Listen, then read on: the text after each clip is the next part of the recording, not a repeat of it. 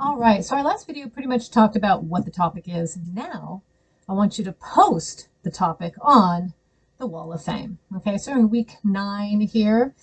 And I tell you, the reason why I'm telling you that it's week 9 is because this particular week, I am going to be covering what the Wall of Fame is. And I'm also giving you time to cover your topic.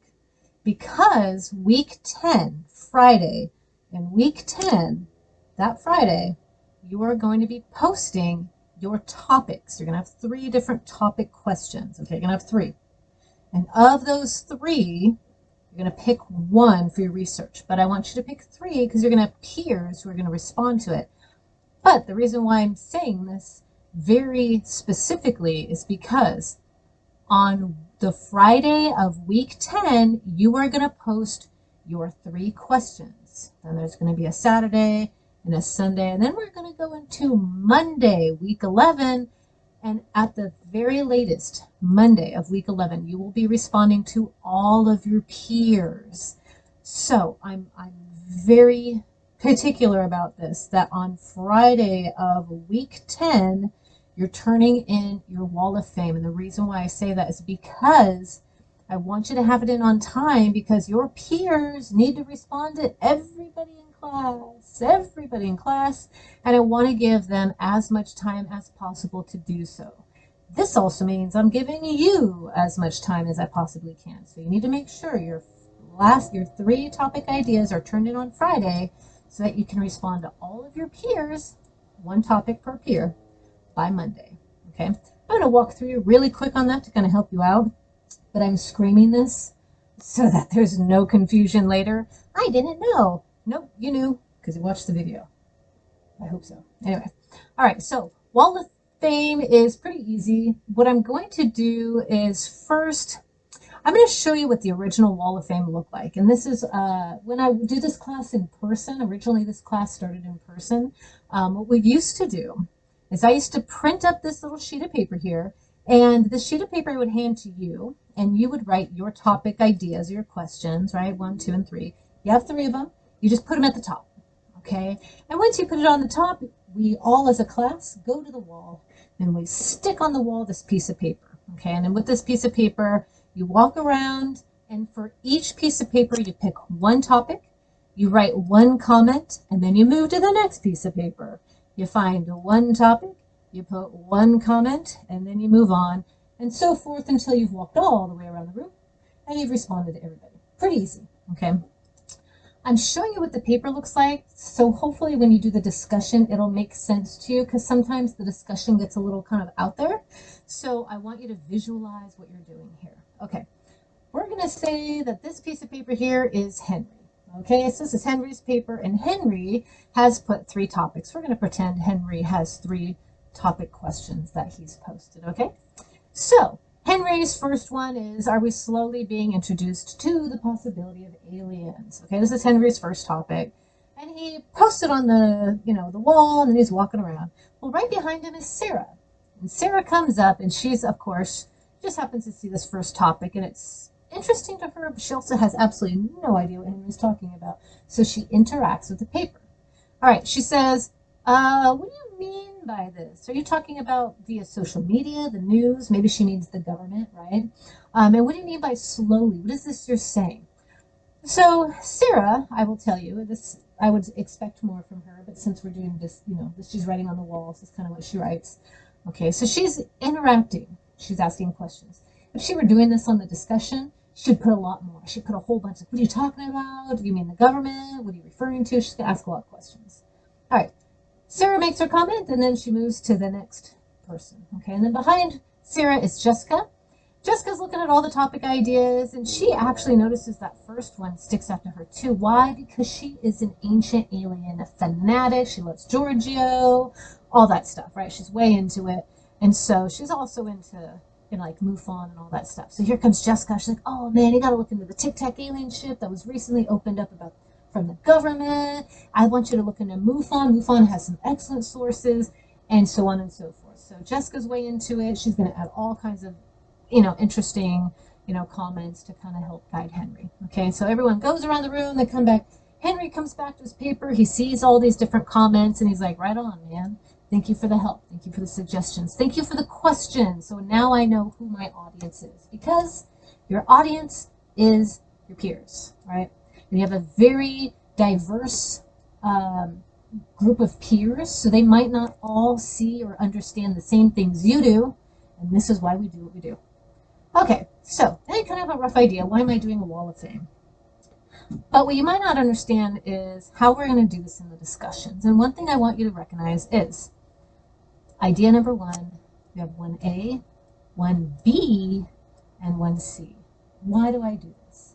Because when we go into the discussions, what's going to happen is you're going to want to respond to maybe topic 1, maybe topic idea 2 or 3, and you're not going to be going in order like we would if we were walking around the room. So you're going to have to put where you are in your responses, right? So say you like, Henry's idea topic number 2, and no one else has commented on it, so you're going to put, you're going to respond with number 2A. You're the first person to respond to topic number 2. Say you came in and you realize someone's already responded to all topic idea 1, and someone's already covered topic idea number 2A. You're going to follow through with number 2B. Okay, in other words, wherever you're at, you want to make sure that you're letting the author know which response to which topic idea you are doing. And the reason why you do that is so that they can go through and they go, okay, here's the first person who came in on this topic. Okay, this is the second one. So it kind of helps the person who's posted these topics, it helps them kind of keep an order of, the responses. So this is kind of what we're going for. Otherwise, it's absolute helter-skelter. Okay, so let's get back to the wall of fame. One thing that I want you to pay attention to is your responses, in the sense of feedback. I want it to be as thorough as possible. This is not just a piece of paper on the wall. This is a discussion, and you've got time. It's not just this small little section of, being in class for, 50 minutes. This is, you're at home, you have time, be thorough. Okay? All right. So let me get to the actual, what the wall of fame is going to look like. So let's get there. So for the wall of fame, no late work. No late work. And again, I have to emphasize this. It is out of respect for your peers, and wouldn't you love it if people respected you? So make sure you turn this in on time, okay? One topic per peer, okay? You just need to respond to one topic for each peer by Monday. And this is how you're going to do it. So let's go back and say we're Henry. Here's Henry. So Henry has come up with 3 topic questions, all right? What's the possibility of reducing emissions? Can we, can Western medicine and holistic medicine unite? And then again, we're being slowly introduced to the possibility of aliens. So this is where Henry's at. This is where Henry's 3 ideas are. He's come up with them, and at the end of each one, he's added 1A, 1B, and 1C. 2A, 2B, 2C, 3A, 3B, and 3C. Okay. Henry does this as a reminder to you, and this is what you're going to do, a reminder to your peers to make sure you include, are you doing 1A? Are you the first person to respond? Are you the second person to respond to this topic? Or are you the third person? Okay. This helps us stay organized to the best of our abilities, because let's be honest, discussions, helter-skelter. Okay. All right. So here we have Martha. So Martha, she's in class with Henry here.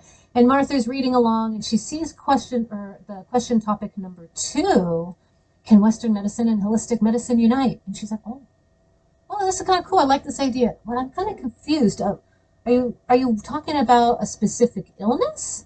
Is this everything in general? What's some examples you're referring to? So, albeit Martha here has not written very well. This is not a very good example. She would be much more thorough in her questions. It is very evidently a sample, okay? What I would like Martha here to do is elaborate on what she's talking about right here. And also, so this part right here, Martha now goes into an example of her personal experience when it's come to both Western and holistic medicine. So say Martha was real sick, she had this thing wrong, and she went to urgent care, didn't help, went to her regular doctor, went to the chiropractor, that kind of helped, and then went to acupuncture, and oh my God, cured her.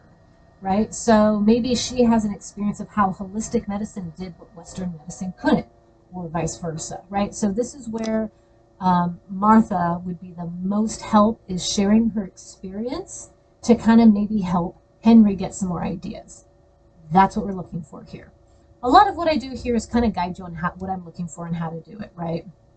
The biggest thing also is, how are you responding to your peers? Okay, I don't want something as simple as, I like this topic. No, don't do that. You can say that you like the topic, but you need to elaborate, one, why, what kind of information do you want to see in the paper, and so on and so forth. You need to give more. Yes, I grade your responses. Is it a lot of work? Yes, it is. Why? Because I care about the feedback. I think it's very, very important. Ask yourself, what do you want from your peers? That's what you're going to give back. Okay, you want to give as much as you can.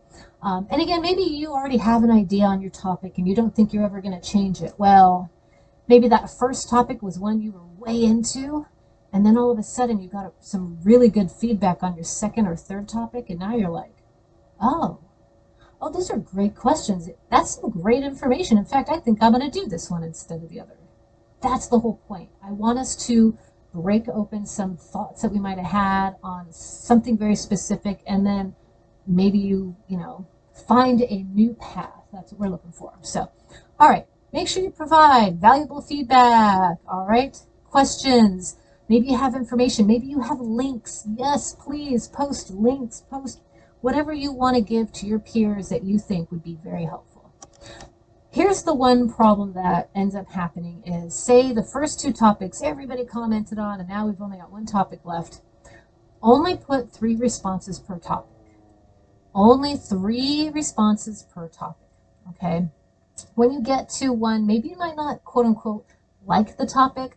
I don't care. I don't care how you feel about the topic. What I want you to do is interact with the topic and try and think what would be interesting for you that would get you involved and maybe you wanting to know more about the topic.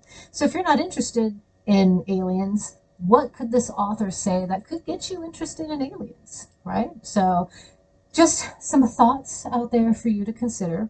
Again, you're going to see 1A, B, blah, blah, blah. You're going to see all these.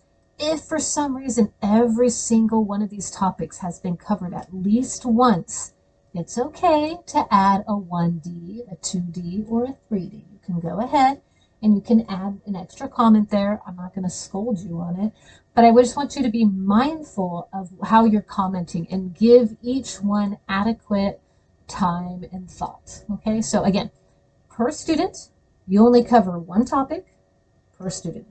One topic per student. I don't want you having to go through and feel like, oh my God, I got to answer all these. Don't do that to yourself. One topic, one response. Okay, that's it. And the reason why I do this is sometimes you will see a topic and go, oh, I like that topic. And you can go down that avenue. You can absolutely do that. All right. So what's cool is once I start to see everyone's topics, I can see if there's similarities and where we'll go. And it's rare that I ever see 2 people with the same topic. Okay. So follow your heart, follow your interests.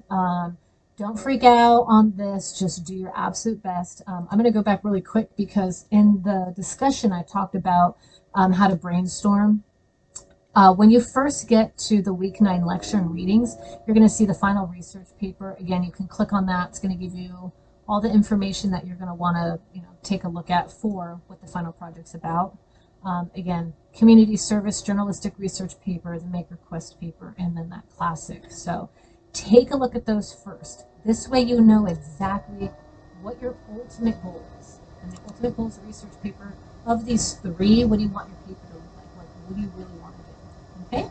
Give yourself some fun with this. You've got the whole rest of the semester to enjoy this. Find something fun. Don't pigeonhole yourself. Don't make this heavier than it needs to be. Enjoy it. Find something that interests you that you want to keep going. All right. Don't forget we have an how do I outline my paper? This is really cool because it gives you just a quick way of how you might outline your paper, different topics, that sort of thing. Okay. There's a little video there. Again, you can introduce, what's your, questions. Maybe we talked about the little questions. You can throw your little questions here, maybe some examples, details. It kind of helps you get the juices flowing. So These are just options. You don't have to go down this route as you're coming up with your brainstorm ideas. In fact, you can click on the brainstorm ideas here, and it's going to walk you through different ways. You can free write. You can break down the topic into different levels, which is the outlining. And then you could do listing and bulleting. You can do the perspectives. You could do cubing. What's that, you ask? Go ahead and take a look, and it's going to guide you through. There are videos as well that go with that if you'd like. All right, so that's what I'm looking for here. Please make sure you turn in your topics by Friday. Your response to one topic per peer, all of your peers will be due by Monday, week 11. Okay? All right, so go ahead and take a look and read through this. The reading through will probably help you a little bit more than this video, but at least you can kind of get a rough idea of what we're doing. Okay? Be thorough. Enjoy. All right?